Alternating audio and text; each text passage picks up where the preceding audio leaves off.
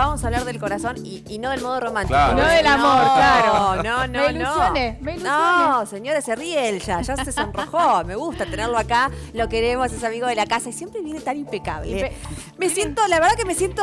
Tiene que hacer un desfile alguna vez. Algún día lo vamos a hacer Pero desfilar. que Siento que no estoy acorde. Vos ves esa cuestión tan pulcra, impecable, ese pañuelo rojo en su pecho. Es nuestro doctor corazón, es Andrés Donadi. ¿Cómo le va, Andrés? ¿Cómo andan? ¿Cómo están? Buen día. Buen día. Muchas gracias por estar siempre tan en tiempo y forma. Increíble.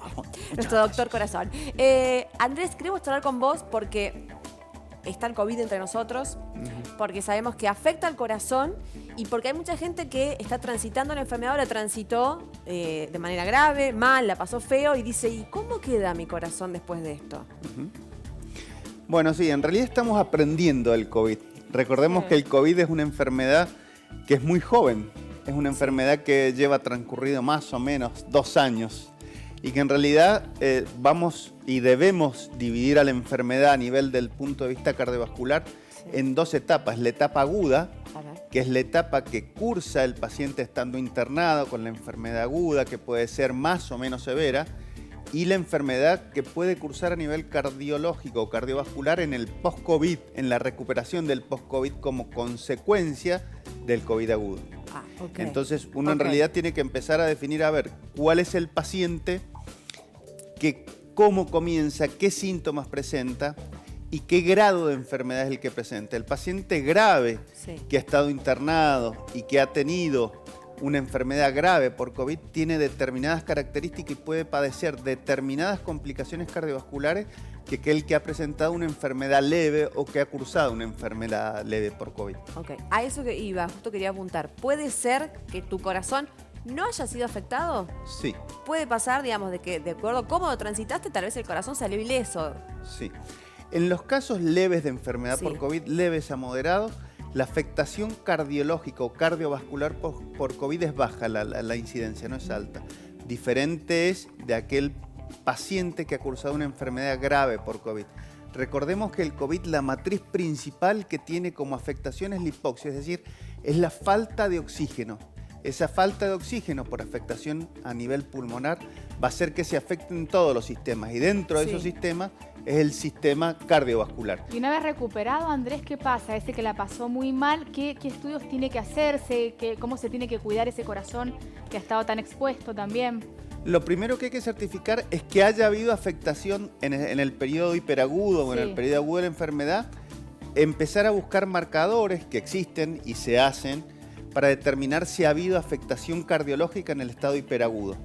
Bien. Una vez que se ha determinado que en ese caso, porque no todos los casos graves tienen enfermedad tampoco cardiovascular, empezar a ver las secuelas que puede haber desarrollado o si ha habido determinada afectación a nivel del estado hiperagudo, es decir, la gravedad también, porque en el estado hiperagudo pueden ocurrir desde una inflamación del miocardio, desde aparición de arritmias, de aparición de efectos embólicos, ya sea venosos o arteriales, infartos de miocardios, de tipo 1, tipo 2, hablamos de tipo 1, tipo 2, el tipo 1 es el infarto clásico por la ruptura de la placa, por la formación de un trombo dentro de la arteria, pero el tipo 2 es el que se ve en el caso del COVID, que es por hipoxia, porque al corazón le llega menor cantidad de oxígeno. ¿Y puedo recuperarme si hago todo lo que el médico me dice, si hago todo el diagnóstico adecuado, todo? Dependiendo. ¿O no? En el caso del infarto, recordemos que el infarto es la muerte celular y de acuerdo al tamaño, a la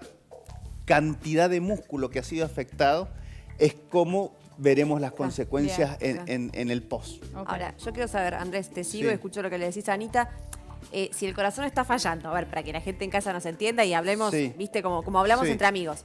Eso con un estudio, si mi corazón tiene secuelas del COVID, se afectó, está enfermo, ¿se ve rápidamente en un estudio? ¿Vos lo vas a ver con un simple estudio? No sé si simple, pero digo, los estudios que nos hacemos de corazón, ¿tiene que salir? Porque una persona me decía, vos sabés que yo tengo miedo de que no me encuentren nada ahora y que en 5 o 10 años me pase algo y nadie me lo haya visto. O sea, de que pues la pasó mal por coronavirus y me decía, ¿sabes qué? Tengo miedo que me digan, no, tu corazón está bien y que de repente mañana, ¡pum! Por esto de que no sabemos tanto del COVID. Claro. Bueno, en eso es un poco ser un poco avesado decirte que sí o que no. Porque en realidad hoy lo que sabemos es lo que pasa en la enfermedad aguda o hiperaguda, En los casos subcrónicos, que son los que estamos viendo de transcurrir 2 años de la enfermedad, pero después de los 2 años la experiencia la vamos a hacer cuando empiecen a aparecer casos o empiecen a aparecer sobre la marcha las consecuencias. Sí. Hoy yo te puedo decir que en la enfermedad aguda o hiperaguda existe la ecografía, existen marcadores a nivel sanguíneo que pueden determinar que si está cursando o no el paciente con algún compromiso cardiovascular. En la recuperación uno puede hacer determinadas imágenes, ya sea ecografía o resonancia magnética, que uno permite determinar si ha habido algún tipo de repercusión a nivel cardiológico y si eso ha dejado algún tipo de secuela. Pero más allá de los 2 años, la verdad que lo vamos a saber con el tiempo. ¿Todos los pacientes tienen que hacerse de alguna forma estudios, el que lo ha pasado mal o el que lo ha pasado leve, después que ha transcurrido la enfermedad? ¿Debe hacerse estudios nuevamente a ver el estado en que está su corazón? Sí. Sí. ¿Sí o sí? Dentro del screening que se hace en los pacientes que se recuperan de COVID, se piden estudios cardiológicos, son muy básicos, que es el electrocardiograma y la ecografía. Bien. No importa la edad, no si importa es un paciente la edad. joven o si es o sea, el corazón... no importa la edad, existe mucho menos incidencia, es decir, la probabilidad de aparición de la enfermedad si el paciente ha cursado una enfermedad leve y es un paciente joven, sin enfermedades coadyuvantes o concomitantes como puede ser la hipertensión, la insuficiencia cardíaca, la diabetes, es decir, a medida que vamos sumando cosas, la probabilidad de que desarrolle enfermedad es mayor. Igualmente, un electrocardiograma y un ecocardiograma es aconsejable que se realicen todas las personas que han cursado la enfermedad. ¿Y el corazón siempre va de la mano con la edad de la persona? Porque que hemos escuchado muchos casos que nos decían, no, tenía un corazón más viejo. O sea, ¿viste? Por eso se le pasó tal cosa, porque el corazón no era el de la edad de esa persona. ¿Son cosas que uno escucha o sucede de verdad? No, es de verdad, porque el corazón envejece como envejece el resto del cuerpo. Y a medida que vamos envejeciendo, la probabilidad de que se vaya enfermando por los años es habitual. Es decir, la enfermedad, pero por ejemplo... es lógico, digamos, que el cuerpo envejece como por el paso de los años. Pero como que el órgano por ahí se atrofia más rápido... Y no va de la mano con la edad de la persona, ¿puede ser? No. Lo que sucede con los años es que va apareciendo, sobre todo en el envejecimiento cardiovascular, es la aparición de enfermedad arteriosclerótica, la aparición de la enfermedad de la arteria que irriga el corazón, y eso hace que tenga mayor probabilidad de desarrollar otro tipo de patologías, pero en realidad eso de atrofia o que tiene un corazón más viejo de lo que correspondería a la edad biológica, no. Sí se ha desarrollado, por ejemplo, enfermedad inflamatoria. Dentro de las probabilidades de secuelas del COVID es que el corazón como músculo se inflame. Y la recuperación de esa inflamación puede tener diferentes variables. Y algunas son recuperación absolutamente y vuelve a ser un músculo sano, y hay veces que no. Entonces, ese caso puede ser que tenga un corazón que no corresponde a la edad biológica porque tenga una función contráctil que sea como la de una persona que haya sido enferma. Y no es el caso. ¿Qué pasa con el ejercicio? Que muchos dicen, quiero empezar aunque sea a caminar porque ya tengo la alta médica. ¿Se puede empezar o primero hago todos los estudios y voy de a poco según lo que me va diciendo el profesional médico?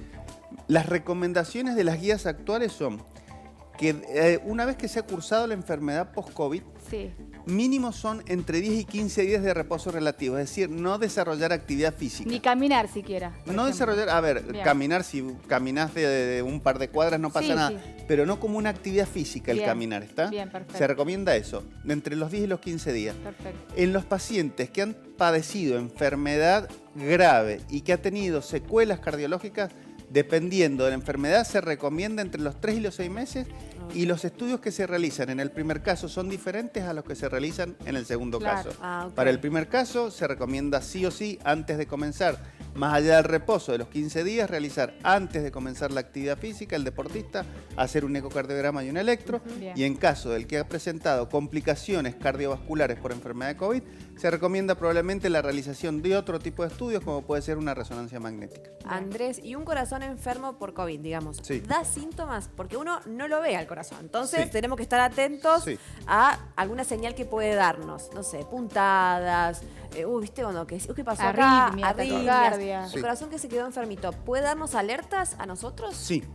Sí, porque en realidad el corazón enfermo, volvemos a los dos tiempos. En el hiperagudo, la aparición del infarto, la aparición de arritmia, la aparición de insuficiencia cardíaca puede hacer que tengas palpitaciones, dolor en el pecho, falta de aire, un montón de síntomas que son muy claros y que se van a detectar rápidamente porque el paciente en ese tipo de casos, en el 99% está internado.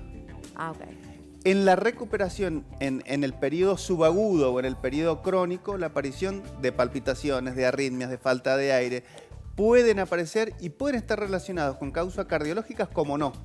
La falta de aire, que es en general el síntoma más frecuente que aparece en el post-COVID, el cansancio, la fatiga, todos esos síntomas que a veces uno no sabe si son cardiológicos o no, en la mayoría de los casos no son cardiológicos, son en general de origen respiratorio. Pero en realidad lo que uno tiene que hacer para dividir y separar paja del trigo es electrocardiograma y ecocardiograma. Andrés, para dar un poco de tranquilidad a la gente, vos con tu experiencia en el consultorio, de cada 100 personas que han tenido COVID, independientemente si ha sido leve o grave, ¿cuántas personas realmente quedan con el corazón afectado? Porque hay mucha gente, como decía Majo, dice, uy, no sé si me ha quedado algún daño o algo. Realmente lo que vos ves en consultorio, de 100, ¿cuántos realmente quedan con el corazón afectado? Mira, hay un montón de trabajos que se están realizando y que están actualmente en proceso de realización porque al principio las estadísticas daban mucho más alta de lo que se está viendo ahora. Al principio se daba que la afectación cardiovascular en todo su espectro, de leve a severa, se hablaba de un 20 o un 30% y hoy ya se está hablando de un 7%. Bien. Entonces, en realidad, cada vez vemos que las estadísticas son más bajas en caso de complicaciones cardiovasculares con respecto al COVID-19. Andrés, muchísimas gracias por haber venido. Díganme, lo queremos de amigo. Todos queremos un Donadi en nuestras vidas, todos. Gracias por ser tan cálido y por respondernos, Andrés, sos un genio. Muchas gracias. Muchas gracias a ustedes. Un beso grande. Hasta pronto.